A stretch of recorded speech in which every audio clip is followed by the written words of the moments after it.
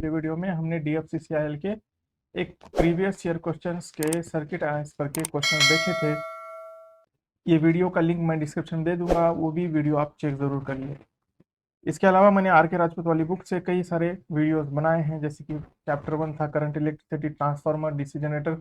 ये वीडियो के लिंक भी मैं आपको डिस्क्रिप्शन में दे दूंगा, आप इनको भी ज़रूर चेक करिए। और आगे बढ़ने से पहले आप हमारे चैनल को ज़रूर सब्सक्राइब करिए। आज का जो वीडियो रहेगा ये रहेगा हमारा DFCCIL इलेक्ट्रिकल के प्रीवियस ईयर क्वेश्चंस के ऊपर। और ये एग्ज़ाम जो हुआ था वो हुआ था 11 नवंबर 2018 का ये पेपर था। उसमें क्वेश्चंस पूछे गए थे। आपको मालूम होना चाहिए कि जो DFCCIL का एग्जीक्यूटिव इलेक्ट्रिकल वाला एग्ज़ाम रहता है उसमें टोटल 96 टेक्निकल क्वेश्चंस रहते हैं, जिसमें से अलोन सिर्फ और सिर्फ सर्किट एनालिसिस और मशीन्स ये दोनों के मिलाकर हाफ वेटेज हो जाएगा हमारा पूरा एग्जाम का, यानी 24 और 24 48 क्वेश्चंस हमारे 96 में से सिर्फ सर्किट एनालिसिस और मशीन्स पर पूछे जाएंगे। तो आप इस पे से समझ लीजिए कि मशीन्स कितना इंपॉर्टेंट है DFCCIL के एग्जाम के लिए। तो चलिए आज का वीडियो शुरू करते हैं। फिर फर्स्ट क्वेश्चन है, a transformer has 400 watt as iron loss at full load, the iron loss at half full load will be. देखिए क्वेश्चन में पूछा है कि जो आयरन लॉस है वो हमारा है 400 वैट एट फुल लोड। तो बोल रहा है कि हाफ लोड पे हमारा आयरन लॉस कितना रहेगा। तो आयरन लॉस याद रखिए वोल्टेज डिपेंडेंट लॉसेस होता है, ये वोल्टेज डिपेंडेंट होता है, इसमें करंट का कोई रोल नहीं होता। हमारा जो फुल लोड या हाफ लोड ये होता है इसकी वजह से करंट चेंज होता है, लेकिन वोल्टेज चेंज कुछ नहीं होता। तो आयरन लॉस जो है वो हमेशा वोल्टेज डिपेंड रहता है, वो एज इट इज रहेगा, चाहे हाफ लोड हो या फिर फुल लोड हो। इसलिए इसका जो आंसर है वो है ऑप्शन 1 400 वैट। चाहे जितना लोड हो हमारा आयरन लॉस जो है वो 400 वैट रहेगा। हाँ, अगर हमें कॉपर लॉस पूछा होगा at any load at any x load समझ लीजिए, तो हमारा फॉर्मूला क्या रहेगा, copper loss at x load is equal to full load copper loss into x square. X क्या रहेगा हमारा, फ्रैक्शन रहेगा at any load. Half load अगर होगा तो एक्स की वैल्यू 1/2 रहेगी, 25% रहेगा तो वैल्यू 1/4 रहेगी, इस तरह से ये। लेकिन कॉपर लॉसेस के लिए रहेगा, आयरन लॉसेस के लिए नहीं रहेगा। नेक्स्ट क्वेश्चन है, a two pole alternator is running at 1500 RPM, it's angular velocity will be. अब two pole alternator P is equal to हमारा 2 है, अल्टरनेटर है जिसका जो स्पीड है RPM में वो है 1500 RPM। तो उसका एंगुलर वेलोसिटी विल बी कितना होगा, रेडियन पर सेकंड में एंगुलर वेलोसिटी हम मेजर करते हैं। तो इसका एक फॉर्मूला है, एंगुलर वेलोसिटी को हम ओमेगा से रिप्रेजेंट करते हैं। Omega is equal to 2πn divide by 60। तो इसके जगह पे हम वैल्यूज रख देते हैं, 2π इंटू 1500 डिवाइड बाय 60 करेंगे तो हमारा जो आंसर आएगा वो आएगा 157.07 रेडियन पर सेकेंड। आंसर है ऑप्शन 2। देखिए टोटल 24 क्वेश्चंस हैं, तो एक एक करके हम सभी देखने वाले हैं। क्वेश्चन 3 है, in a split phase induction motor the two stator windings. देखिए स्प्लिट फेज इंडक्शन मोटर में आपको पता होगा किसी भी सिंगल फेज इंडक्शन मोटर में दो वाइंडिंग्स होती हैं, एक मेन वाइंडिंग और एक रनिंग वाइंडिंग या ऑक्सिलरी वाइंडिंग, ये दो वाइंडिंग्स होती हैं।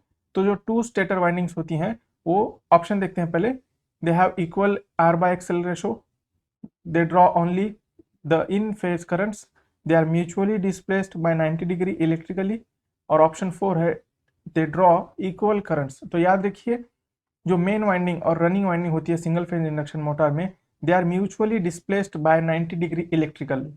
तो उनको हम 90 डिग्री इलेक्ट्रिकली से डिस्प्लेस करते हैं। क्यों करते हैं, क्योंकि हमें एक RMF प्रोड्यूस करना होता है। जब तक हमारा RMF प्रोड्यूस नहीं होता तब तक हमारा स्टार्टिंग टॉर्क भी जो है वो प्रोड्यूस नहीं होता। इसलिए हम दोनों वाइंडिंग क्या करते हैं, 90 डिग्री इलेक्ट्रिकल पे स्पेस करते हैं। देखिए तो आप देख सकते हैं कि जो क्वेश्चन का जो लेवल है वो मैं कहूँगा कि मॉडरेट लेवल है। अब आर के राजपूत वगैरह भी एक बार पढ़ लेंगे, मेरे पुराने वीडियोस जो मैंने अपलोड किए हैं वो देखेंगे तो आपको ये सारे क्वेश्चंस वहाँ पे मिल सकते हैं। नेक्स्ट क्वेश्चन है, core lamination in a transformer decreases. देखिए लैमिनेटेड कोर ट्रांसफार्मर में क्या डिक्रीज करती है, इसका जो आंसर आपको पता है एडी करंट लॉसेस है। एडी करंट लॉसेस हमारे कोर लैमिनेशन की वजह से जो है रिड्यूस हो जाते हैं। नेक्स्ट क्वेश्चन है, a three-phase induction motor is running at 4% slip. If the input to the rotor is 1000 watt, then the mechanical power developed by the motor will be। देखिए सिंपल सा क्वेश्चन है, S is equal to हमें दिया है 0.04 यानी 4%, 4% को हम 0.04 लिख। The input to the rotor is, देखिए रोटर का इनपुट हमें दिया हुआ है 1000 वैट, इसको हम डिनोट करते हैं P2 से, 1000 वैट है ये, और हमें पूछा है मैकेनिकली डेवलप्ड पावर PMD की वैल्यू हमें पूछिए। तो PMD का फॉर्मूला जो है PMD is equal to S1 minus S into P2, value हम पुट कर देते हैं 1 minus 0.04 into 1000 is equal to, यह आएगा हमारा 960 watt. Option 1 is the answer. याद रखिए जो टोटल पावर इनपुट होता है हमारा रोटर का वो P2 होता है, और जो हमारा मैकेनिकली पावर डेवलप्ड होता है वो होता है हमारा 1 माइनस S इंटू P2, और जो हमारा कॉपर लॉस होता है रोटर का PCU इज इक्वल टू होता है हमारा S इंटू P2। अगर यहाँ इसी क्वेश्चन में आपको पूछा जाता कि हमारा कॉपर लॉस कितना आएगा in place of mechanically power developed, अगर हमें कॉपर लॉसेस पूछा जाता तो हम क्या कहते हैं 40 वैट, क्योंकि 960 वैट हमारा मैकेनिकल पावर डेवलप है, टोटल हमारा input 1000 watt. Okay, next question है the armature of a DC machine is placed on the rotor 2। देखिए आर्मेचर ऑफ डीसी मशीन हमारा रोटर के ऊपर क्यों रखते हैं, हम स्टेटर के ऊपर क्यों नहीं रखते? तो इसका एक बेसिक सा लॉजिक है, और जो कि बहुत इंपॉर्टेंट है, क्योंकि हमारा इसकी वजह से कम्यूटेशन में बहुत ज़्यादा ईजीनेस हो जाता है। तो हम क्या करते हैं, कम्यूटेशन के लिए हम इसको रोटर पर ही रखते हैं। Option 3 is correct answer. Next question है a washing machine generally employs a dash motor. हम जो घरों में वॉशिंग मशीन इस्तेमाल करते हैं उसके अंदर कौन सी मोटर होती है? देखिए वॉशिंग मशीन एक ऐसा एप्लीकेशन है जिसमें हमें हाई स्टार्टिंग टॉर्क चाहिए, ठीक है, हाई स्टार्टिंग टॉर्क। तो हमारी मोटर भी वैसे ही चाहिए जिसका स्टार्टिंग टॉर्क जो है हाई रहता हुआ। तो ऑप्शन देखते हैं shaded pole, resistance split phase, single phase series और हिस्टेरिसिस। याद रखिए इसका जो आंसर है वो है रेजिस्टेंस स्प्लिट फेज मोटर। ये हम यूज करते हैं क्योंकि इसके अंदर जो स्टार्टिंग टॉर्क होता है वो हाई होता है। इसके जगह पे हम कैपेसिटर स्टार्ट मोटर भी यूज कर सकते हैं, लेकिन इसलिए नहीं करते क्योंकि ये ज़्यादा कॉस्टली होती है। अदरवाइज ये मोटर भी हम यूज कर सकते हैं, लेकिन ऑप्शन में देखिए हमें ध्यान रखना है, प्रेफरेंस हमें देना है कभी भी रेजिस्टेंस स्प्लिट फेज ऑप्शन को। नेक्स्ट क्वेश्चन है an open circuit test on a transformer gives. Transformer पे जो हम ओपन सर्किट टेस्ट करते हैं, कैरी आउट करते हैं, उसका क्या पर्पज होता है, उससे हम क्या फाइंड आउट करते हैं? ऑप्शन है friction losses, iron losses, total losses, copper losses. देखिए ओपन सर्किट टेस्ट की वजह से हम क्या लॉसेस फाइंड करते हैं? Iron losses. और जो शॉर्ट सर्किट टेस्ट होता है उसके वजह से, उसके जरिए से हम फाइंड करते हैं हमारा copper losses. Copper losses at any load, ये हम फाइंड कर सकते हैं शॉर्ट सर्किट टेस्ट से। Option 2 iron losses is the answer. Next question है in a 6 pole DC machine 90 mechanical degrees corresponds to how many electrical degrees. हमें mechanical degree को electrical degree में कन्वर्ट करना है। इसका फॉर्मूला देखते हैं। देखिए electrical degree is equal to P/2 theta mechanical, इसको हम थीटा इलेक्ट्रिकल कर देते हैं, ठीक है। वैल्यूज हम रखते हैं, पोल का वैल्यू हमें दिया है 6/2 इंटू थीटा मैकेनिकल हमें कितना दिया हुआ है 90 मैकेनिकल डिग्रीज, 90, यह आ जाएगा हमारा 270 electrical degrees. Option 1 is the answer. Next question है a dash motor runs at the highest speed when the load is removed. Load निकालने के बाद में कौन सी मोटर जो है हाईएस्ट स्पीड पे रन करेगी? ऑप्शन देखते हैं पहले, cumulative compound, series, shunt, differentially compound motor. देखिए इसका आंसर है series motor. DC series motor को हमें कभी भी नो लोड पे यूज नहीं करना चाहिए। डीसी सीरीज मोटर को, डीसी सीरीज मोटर, इसका एक लॉजिक है, इसका एक फॉर्मूला आप नोट डाउन कर लीजिए। जो हमारा स्पीड होता है डीसी मोटर में, किसी भी मोटर में डायरेक्टली प्रोपोर्शनल टू होता है बैक ईएमएफ और इनवर्सली प्रोपोर्शनल होता है फ्लक्स से।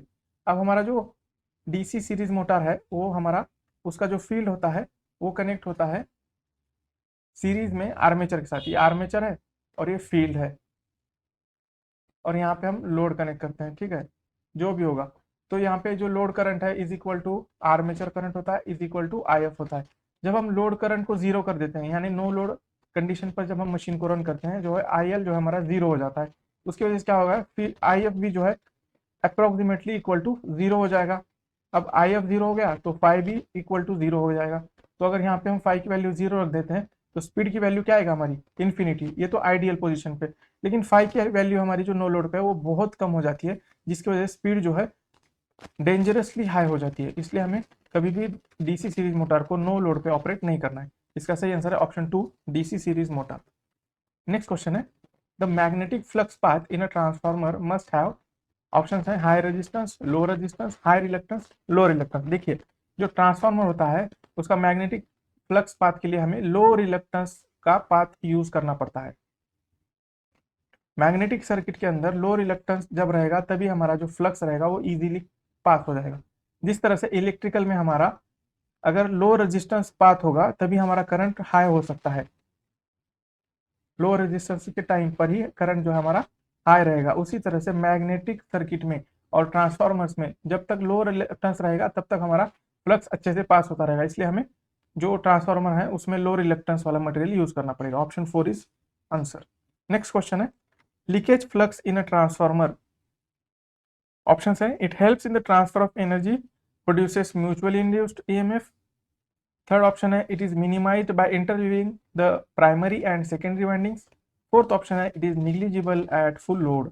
इसका जो सही आंसर है वो है option 3, leakage flux in a transformer. Leakage flux जो ऐसा फ्लक्स जो हमारे काम नहीं आता, जो हमारे वाइंडिंग के साथ जो है लिंक नहीं होता, उसको हम कहते हैं लीकेज फ्लक्स। ये टोटली वेस्ट जाता है हमारा। इसको कम करने के लिए हम क्या करते हैं कि एक ही साथ HV और इसके नीचे LV, इसके नीचे HV और LV, इस तरह से इंटरलिविंग वाइंडिंग यूज करते हैं, एक के बाद एक HV LV HV LV। इसकी वजह से क्या रहेगा, हमारा प्राइमरी और सेकेंडरी दोनों एक ही हमारा जगह प्लेस कर सकते हैं और जिसकी वजह से हमारा लीकेज फ्लक्स कम हो जाएगा।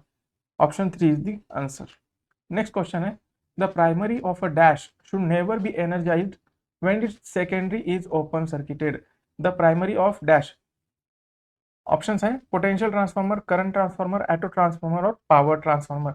देखिए इसका सही आंसर है option 2, current transformer. Current transformer को हमें कभी भी एनर्जाइज नहीं करना है अगर उसकी सेकेंडरी ओपन सर्किट हो जाएगी। अगर उसकी सेकेंडरी ओपन सर्किट हो गई तो हमारा क्या हो जाएगा, सेकेंडरी। देखिए जो करंट ट्रांसफार्मर होता है असल में वो होता है हमारा स्टेप अप ट्रांसफार्मर। अगर हम नॉर्मल लैंग्वेज में बात करेंगे तो एक स्टेप अप ट्रांसफार्मर होता है और स्टेप अप वोल्टेज ट्रांसफार्मर कहेंगे। और अगर करंट के हिसाब से बात करेंगे तो एक स्टेप डाउन करंट ट्रांसफार्मर होता है। ठीक है, अगर हम सेकेंडरी को ओपन सर्किट करते हैं तो क्या होगा, सेकेंडरी में जो है हाई वैल्यू वोल्टेज इंड्यूस होगा जो उस वाइंडिंग को डैमेज कर सकता है। इसीलिए हम करंट ट्रांसफार्मर को कभी भी सेकेंडरी ओपन सर्किटेड के साथ ऑपरेट नहीं करते हैं। Option 2 is the answer. Next question है, for a simplex wave wound generator EMF generated path is given by. EMF generated per path होगा ये शायद। देखिए सिंपल सा क्वेश्चन है, हमारा जो फॉर्मूला होता है EMF generated is equal to 5ZNP divided by 60A। और अगर हमारा वाइंडिंग वेव वाउंड होगा तो हमारा ए जो होता है number of parallel path is equal to always 2 होता है। तो यहाँ पे इसकी वैल्यू हम पुट कर देते हैं तो हमें मिलेगा 5ZNP divide by 120। Option 2 is the answer. और in case of lap winding हमारा जो नंबर ऑफ पैरेलल पाथ होता है वो नंबर ऑफ पोल्स की बराबर होता है। A is equal to P लिखना पड़ेगा हमें लैप वाइंडिंग के केस में। नेक्स्ट क्वेश्चन है, 3 phase wound rotor motors are commonly called as dash motors. देखिए जो 3 फेज वाउंड रोटर मोटर होती है उसको हम क्या कहते हैं, उसको कहते हैं हम slip ring induction. According to the construction of rotor, के अकॉर्डिंग जो हमारा 3 फेज इंडक्शन मोटर आता है उसके दो टाइप होते हैं, एक होता है स्क्विरल केज इंडक्शन मोटर और दूसरा होता है स्लीप रिंग इंडक्शन मोटर, या फिर इसी को कहते हैं हम वाउंड रोटर मोटर। ये दो टाइप होते हैं। इसका सही आंसर है option 3, slip ring. Next question है, running the machine at no load is not recommended for a dash. Options हैं induction motor, DC shunt motor, synchronous motor, DC series motor.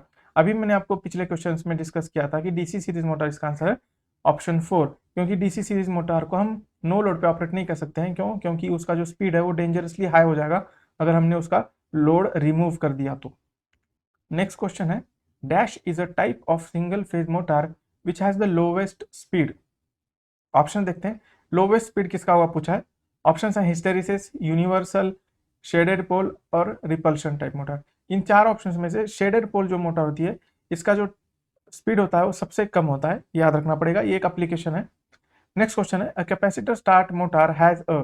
Capacitor start motor का dash option है high starting torque, low efficiency, low power factor, high power factor. देखिए यहाँ पे जो इसका answer है वो है high starting torque. Capacitor start motor ये जो यूज करते हैं हम क्यों करते हैं, जहाँ पे हमें हाई स्टार्टिंग टॉर्क की जरूरत होती है।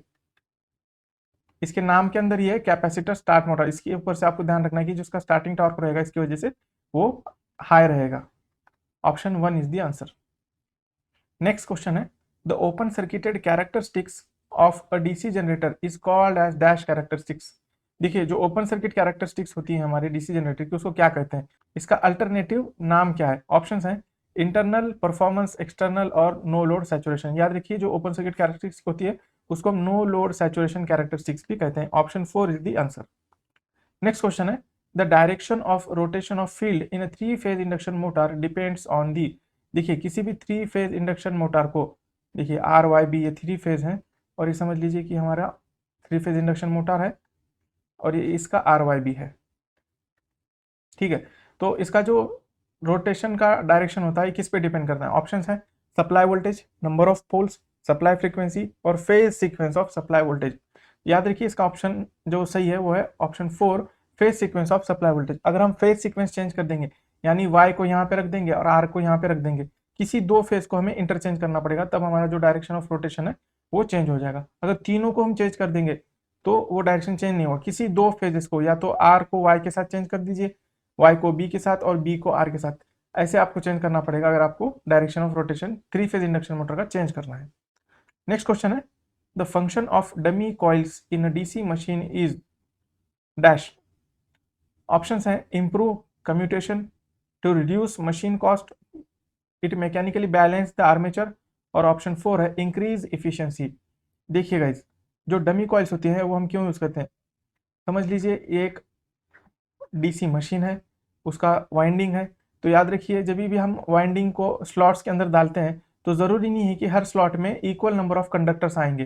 कभी कभी क्या होता है कि एक स्लॉट में कंडक्टर्स बहुत कम हो जाते हैं और बाकी सब में फुल हो जाते हैं, तब हम क्या करेंगे इस स्लॉट में जो है वजन कम रहेगा क्योंकि वहाँ पे कंडक्टर भी कम है, तो इसलिए क्या होगा इस रोटार का या इस मोटार का कहेंगे तो एक मैकेनिकल जो बैलेंस होता है वो आउट ऑफ बैलेंस हो जाएगी मोटार। उसकी वजह से हमें क्या करना पड़ता है जिस स्लॉट में कंडक्टर कम है उसमें हमें एक डमी कंडक्टर्स लगाने पड़ेंगे। डमी कंडक्टर्स यानी क्या करेंगे वो कुछ भी एक्टिव पार्ट नहीं करेंगे, उसके अंदर कोई ईएमएफ इंड्यूस नहीं होगा, वो बस नाम के लिए वहां पे रहेंगे। तो हमें ऐसे डमी कॉइल जो है ऐसे स्लॉट में रखने होते हैं। तो इसका सही आंसर है to mechanically balance the armature. Dummy coils हम यूज करते हैं ताकि हमारा बैलेंस जो है आर्मेचर का वो सही रहे। नेक्स्ट क्वेश्चन है to obtain greater efficiency the slip of an induction motor should be. जो हमारा स्लीप है वो कितना होना चाहिए अगर हमें हाई एफिशिएंसी अचीव करना है। याद रखिए जो स्लीप है वो लो होना चाहिए, जितना हमारा स्लीप कम रहेगा उतना हमारा लॉसेस भी कम रहेगा मशीन के अंदर, जिसकी वजह से जो इफिशियंसी है वो हमारा ज़्यादा रहता है। इसका सही आंसर है ऑप्शन 1 लो। नेक्स्ट क्वेश्चन है the current drawn by a 220 volt DC motor of armature resistance 0.5 ohm and back EMF 180 volt is. हमें आई फाइंड करना है, आर्मेचर करंट फाइंड करना है। इसका फॉर्मूला जो है वो है V is equal to E B plus I A R A. V की वैल्यू हमें दी है टर्मिनल वोल्टेज जो है 220 वोल्ट, बैक ईएमएफ का वैल्यू हमें 180 दिया हुआ है और आर्मेचर करंट हमें फाइंड करना है। आर ए का वैल्यू दिया हमें 0.5। सॉल्व करने के बाद हमें आई मिल जाएगा 80 एम्पियर। सही आंसर है ऑप्शन 2 80 एम्पियर। नेक्स्ट क्वेश्चन है the magnetic flux density on the surface of an iron phase is 1.5 Tesla, which is the typical saturation level value of ferromagnetic material. Find the force density on the iron phase. ये एक बहुत unique सा सवाल है, ज़्यादातर आप लोगों ने शायद नहीं देखा होगा ये क्वेश्चन को। आप एक फॉर्मूला नोट डाउन कर लीजिए। जो फोर्स होता है, फोर्स डेंसिटी होती है, उसका फॉर्मूला है 1/2 into B square divide by mu naught, where B is जो है मैग्नेटिक फ्लक्स डेंसिटी होता है। हमारे केस में बी का वैल्यू कितना दिया हुआ है 1/2 इंटू बी का वैल्यू हमें दिया हुआ है 1.5 एंड म्यू नॉट का जो म्यू नॉट और म्यू नॉट का जो वैल्यू होता है 4 pi into 10 to the power -7। यहाँ पे हम रख देंगे। इसका जो हमें आंसर मिलेगा वो रहेगा 0.89 into 10 to the power 6 newton पर मीटर स्क्वायर। तो गाइज ये था हमारा previous year questions on DC machines जो पूछे गए थे 11 नवंबर 2018 के DFCCIL इलेक्ट्रिकल एग्जीक्यूटिव के क्वेश्चन पेपर में। मिलते हैं अगले वीडियो में।